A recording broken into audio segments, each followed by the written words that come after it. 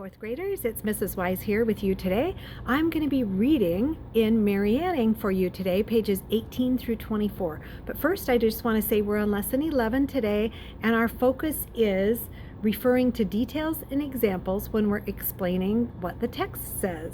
So be thinking about the little details as we read today, pages 18 through 24 in Mary Anning, the Girl Who Cracked Open the World. Here we go.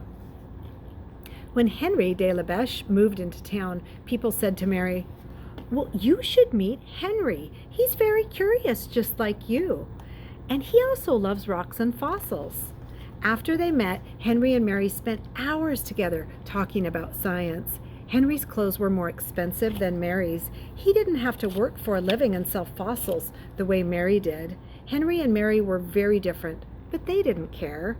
They were too busy becoming good friends and sharing ideas with each other. Later, Henry helped Mary out when her family ran into trouble. Selling fossils was hard work, and sometimes the people who had money to buy curios weren't interested in Mary's things. Henry came up with a plan to help Mary make money. First, he made a watercolor drawing of Mary's creatures as they would have looked in ancient times when they were alive.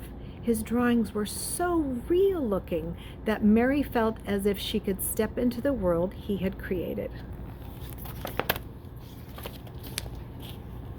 Henry took his drawing and arranged to have copies made. Other people liked the drawing as much as Mary did.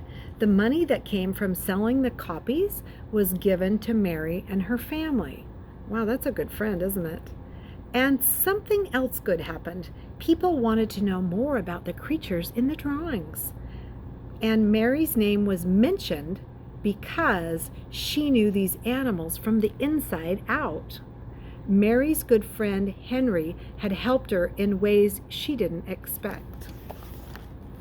Even before Henry helped her, Mary had made some very important discoveries. One day, as she stood by the cliffs, Mary spotted something new.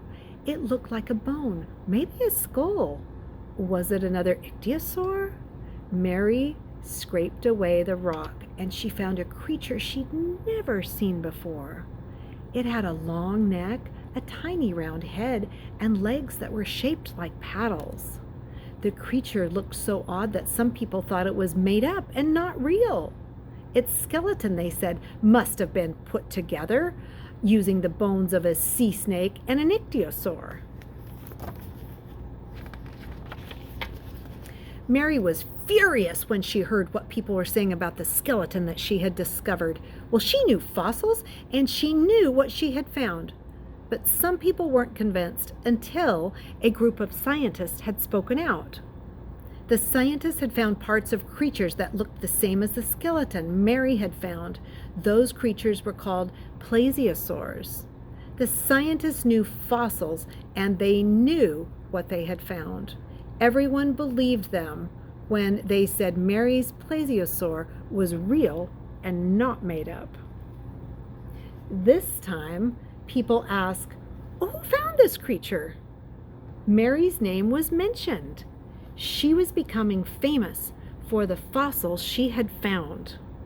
Woohoo! About time, right? Scientists sent letters to her. They asked her questions about her discoveries, and then they waited eagerly for Mary to write back to them. Now, when Mary hurried through town, visitors stopped and stared. They said to each other, "Well, there goes the woman who found all those strange creatures. What do you think she is going to find next?"